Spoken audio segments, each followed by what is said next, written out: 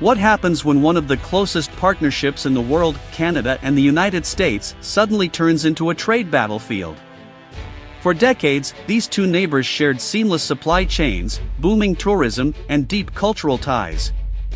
But now tariffs, fiery political rhetoric, and consumer backlash are throwing sand in the gears.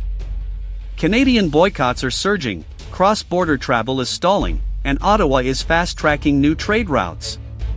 From collapsing border tourism to tariffs in overdrive, Canada is quietly rewriting its export playbook, and the quiet payback is already reshaping North America's economic road ahead.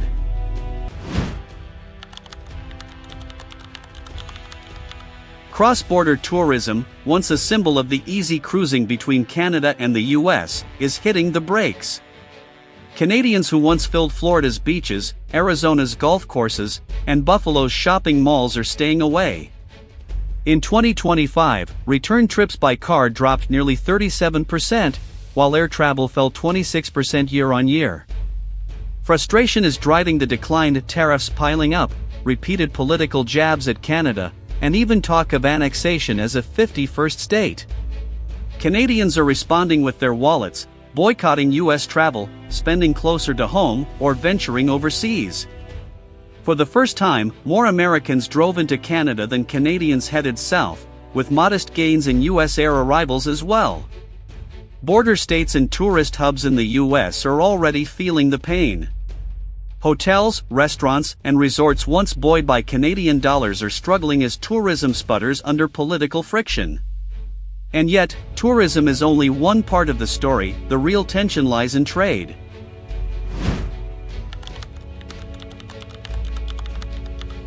On August 1, President Trump raised duties on Canadian imports from 25% to 35%, citing national security under the IEPA, an argument Ottawa dismissed as baseless. A new 40% penalty was also slapped on goods rerouted through third countries, closing a loophole Canadian exporters had used to soften earlier blows.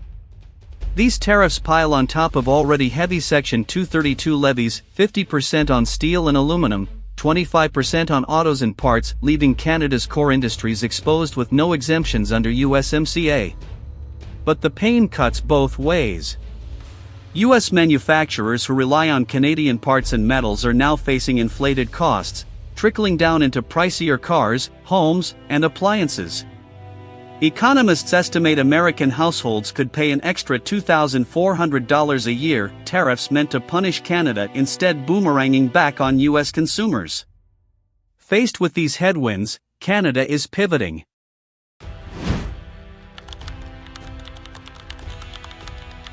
For over a century, nearly 80% of its exports flowed south to the U.S., but 2025 is forcing diversification.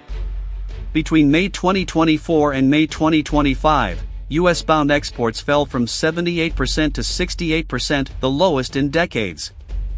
In that same window, gold exports to the UK skyrocketed by 473%, energy shipments to Singapore surged, and aluminum exports to Italy jumped.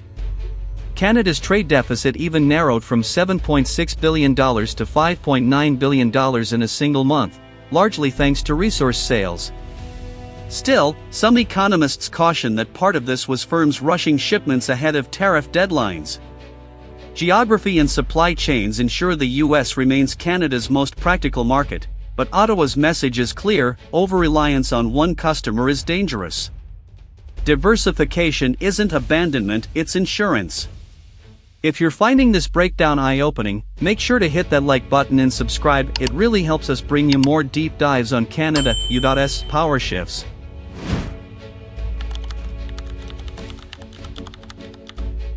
Alongside external diversification, a powerful homegrown movement is taking shape. Buy Canadian. What began as slogans is now daily practice, with 67% of Canadians avoiding U.S. goods despite higher prices.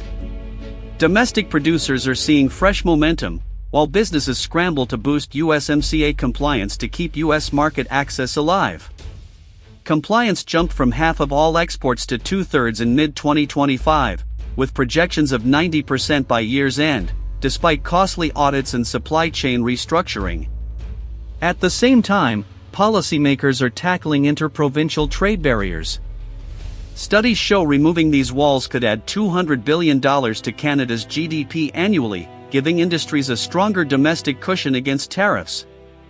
Energy remains Canada's ace, with demand from Europe and Asia rising as Ottawa redirects oil and gas exports to reduce American leverage.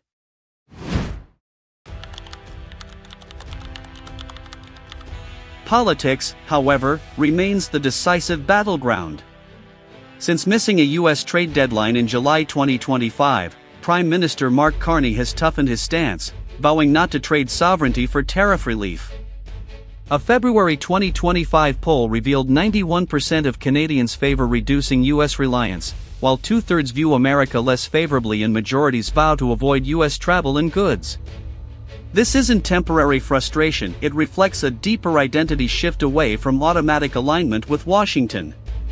South of the border, the U.S. strategy is deliberate unpredictability. With tariffs justified by shifting reasons, from fentanyl to dairy, analysts describe it as a floating rationale meant to keep Canada off balance.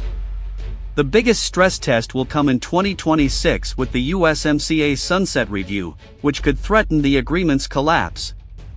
If this is making sense so far, tap that like button, it helps a lot. Yet amid this uncertainty, Canada is rallying. Exports are diversifying, retaliatory tariffs are in play, and national unity is strengthening. The era of unquestioned partnership is ending, replaced by a tougher, more calculated coexistence.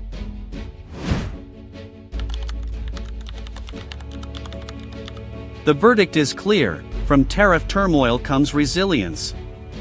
Tourism has stalled, exports are being rerouted, and costs have climbed for households across both nations, but Canada is proving adaptable. Firms are finding new markets, consumers are fueling by Canadian campaigns, and policymakers are dismantling internal barriers. The US remains a powerful neighbor, but Canada is no longer simply cruising in its slipstream, it is steering its own course toward independence. So now the questions turn to you. Can the Buy Canadian movement truly replace US products over time? How will American consumers react when higher prices hit home? And what, if anything, will finally make Washington realize its tariffs are backfiring?